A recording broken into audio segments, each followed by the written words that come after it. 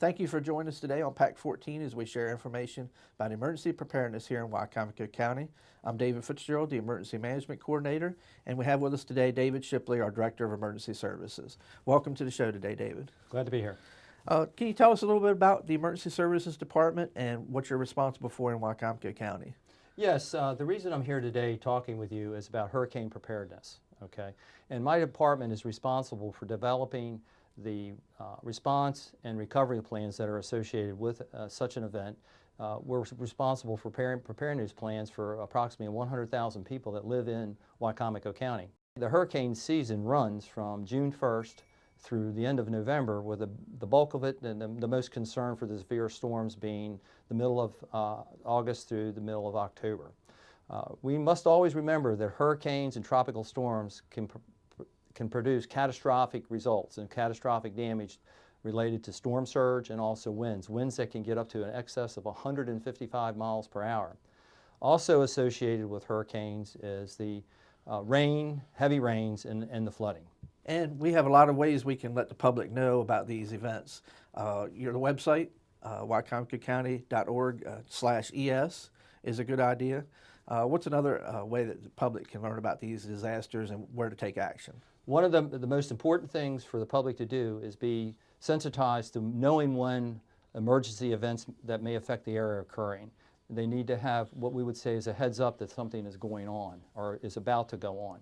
And then we would ask them to turn to their local news media and monitor the information. That's the main way that we push information out, is through press releases and those types of things, okay? We also have social media, and we also have our website that you mentioned. Okay. And one of the things that I noticed on the website, you have some information about emergency preparedness kit. Let's tell the public a little bit about what should be in their emergency preparedness kit. One thing that you should do is you need to have water, a gallon of water, and it should be a 3-day emergency kit initially is what you should plan for. You should have a gallon of water for every person. You should have non-perishable food for every person for that 3-day period. And don't forget your pets. They have to drink water and they have to eat also. The kit should include a flashlight, a first aid kit, and also a NOAA weather radio. Let's tell the public a little bit more about the NOAA weather radio and how that works, and let's show them an example of one. Yes, the NOAA weather radio is something that the National Weather Service uses. It's another tool for us to inform the public about what is going on. The National Weather Service puts out emergency alerts over that radio about impending as well as currently occurring emergencies. But the other part of it is they also put practical preparedness things that you can do, proactive actions that you can take, as well as reactive and response things that you can do. Okay, and just for the public to know, you can get these weather radios online, or you can get them at your local convenience, such as a department store or a home improvement building store. So they are readily available and they are very affordable. Yes, and the other point that I would like to make is that it can be programmed just to Wicomico County, so you only receive things that are associated with Wicomico County. And where you get that information is on our website, which is www.wicomicocounty.org/ES. Let's also remind the viewers today how they can register for the cell phone alerts for our communicator system. Yes, it's the communicator is our citizen notification system. It's another tool that we use to notify the citizens of emergency information and pending, things that extraordinary events that may be occurring in the county. What it does is it automatically notifies people via phones of the emergency that we're trying to notify them. It could be in their area or county-wide. Unfortunately, if you have a cell phone, you must register it. It's not the same as if you have a landline, which we automatically have access to that information. So if you have a cell phone and you would like to receive these messages, you have to go register it on our website, which again is the www.wicomicocounty.org/ES. When you go there, there's a self-registration portal that will pop up, and you just go in and you fill out the information. So in the future, if there's something that is affecting the area where you live, you'll get the same alert people who have the hard line or landline phones are getting. Okay, we're going to pause for a minute and show a quick video of how someone can sign up for the cell phone alerts on the county website. That would be great. A few things we want to let you know about. One is our communicator system.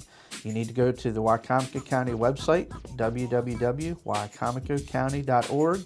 Right on that home page is sign up for cellular alerts. We need you to do that, and what we do is we activate that system when we need to notify the public of any emergency in the area.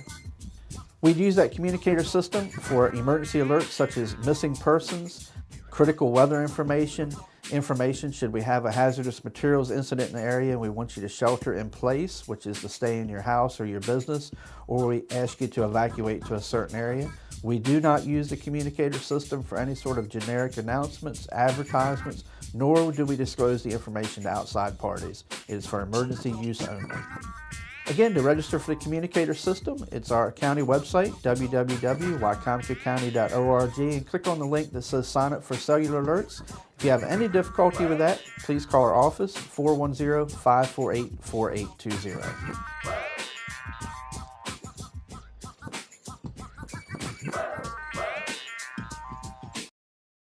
We hope that video helped you in signing up for the cell phone alerts. And again, as Director Shipley stated, we really need you to sign up for those alerts.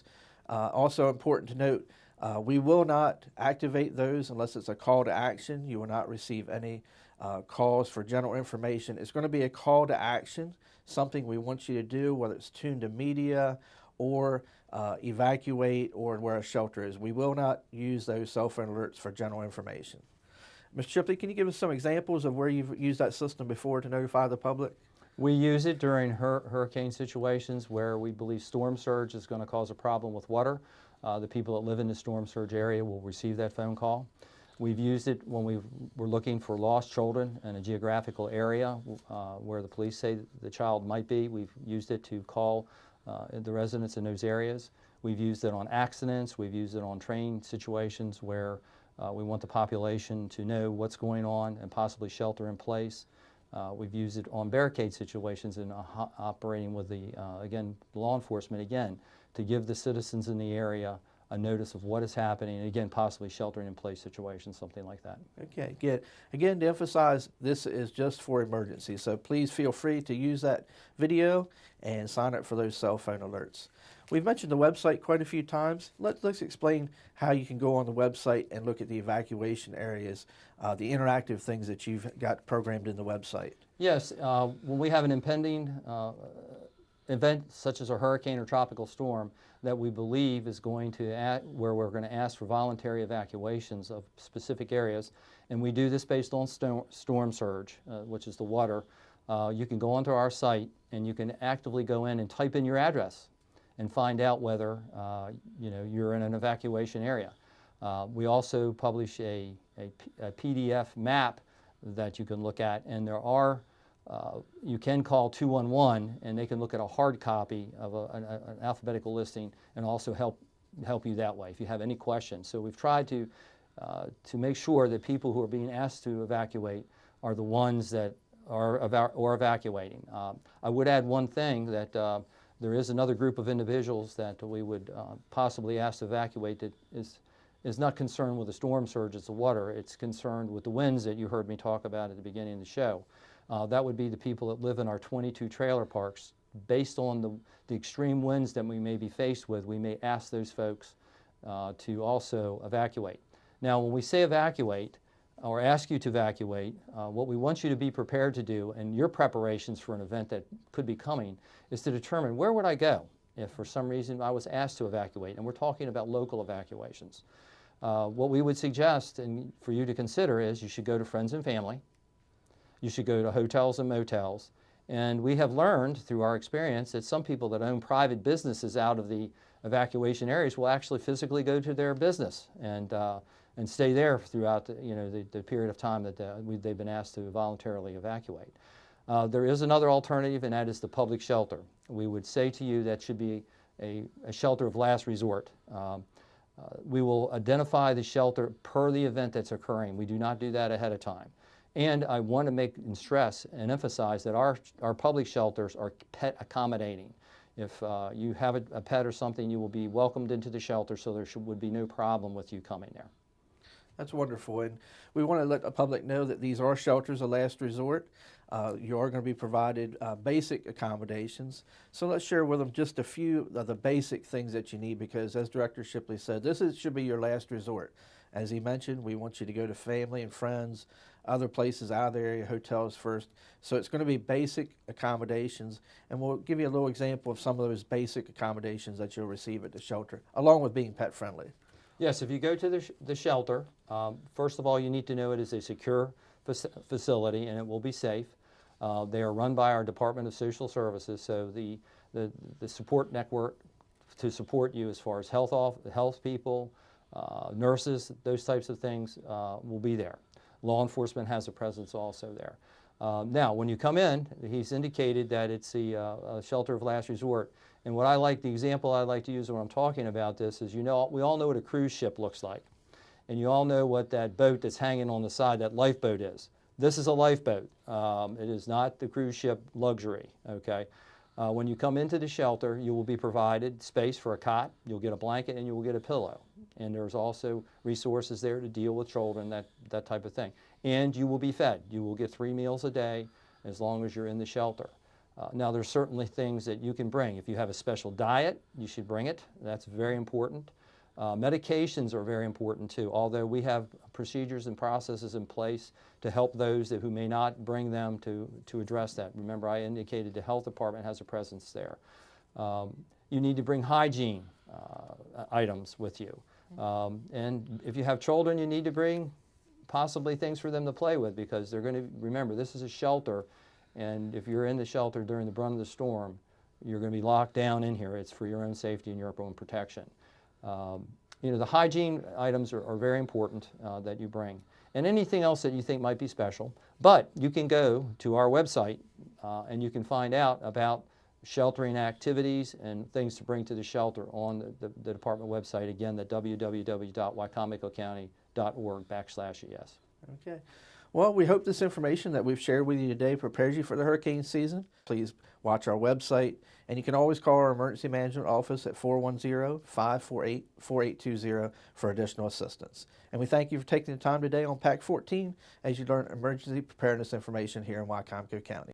I'd like to thank you, Director Shipley, for taking time out of your busy schedule to join us today here on PAC 14 to share emergency preparedness information for Wicomico County. I very much appreciate the opportunity to provide information to our centers so they are prepared to deal with emergency situations. And I'd like to thank the viewers for joining into PAC 14 and the opportunity to again share this information. If you need further information, as we've said numerous times during our show, please visit the website www.wicomicocounty.org/ES. You can always call our emergency management office at 410-548-4820 for further assistance, especially in signing up for those cell phone registries.